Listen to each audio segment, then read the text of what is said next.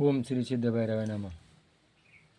बघा, भगवंतानी माणसाला शरीर दिलं, नाक डोळे कान सगळं वैभव दिलं, चंद्र सूर्य दिलं, सगळं जग दिलं आणि माणूस आनंदानं नाचू लागला. आणि तो काय म्हणला, अहम ब्रह्मास्मी, मीच देव आहे.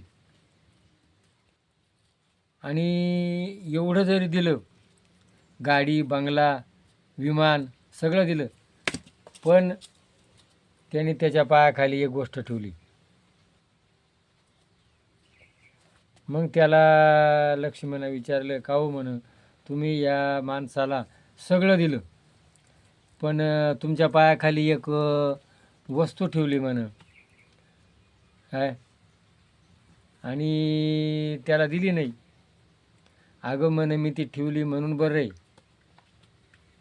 नाहीतर ना त्याला प्रत्येक याला मला 10 लोकांना 10 अवतार घेतले आणि कवर अवतार घेऊ.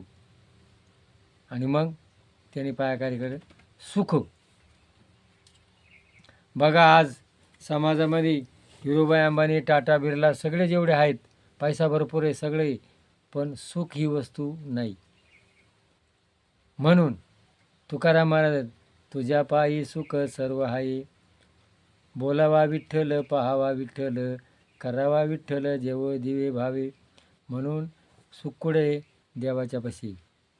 बघा, माझा स्वतःचा अनुभव आहे.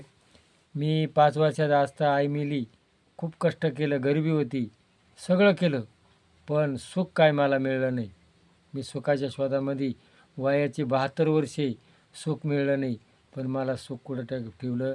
भैरवनाथ मंदिर खेड, तिथं गेलो, त्याचं नाव घेतलं, त्याचं चिंतन केलं, त्याचा व्हिडिओ बनवला, त्याचं पुस्तक लिहिलं आणि चिंतन केलं आणि मन सुखी झालं. मग सुख कुठे? देवापाशी. म्हणून भगवंताचं चिंतन करा. आणि आता उटीची वारी आहे, तिथं जा, निवृत्तीनाथाला जा, खेड भैरोबाला या, पंढरीला जा. तुझ्या पायी सुख सर्व आहे. तर तू कुठे? या संसारात नाही. संसारात सुख नाही हुशारी धर. हे संसार आहे ना, हे नाशिवंत आहे, हे पुरा होणारा नाही आणि कोणाचा झाला नाही. कोणाच्या घरातले माणसं का बा आता बाद झालं असं म्हणते नाही. म्हणून हा संसार सुखी होत नाही. म्हणून काय करा? देवाचं चिंतन करा, भगवंताचं चिंतन करा, समाधानी राहा. ठेविले आनंद तैसेची राहावे, चित्ते असू द्यावे समाधान. बघा, या अनुभवाचे बोले तुम्हाला पटला असेल तर क्लिक करा, सबस्क्राईब करा. जय भैरवनाथ.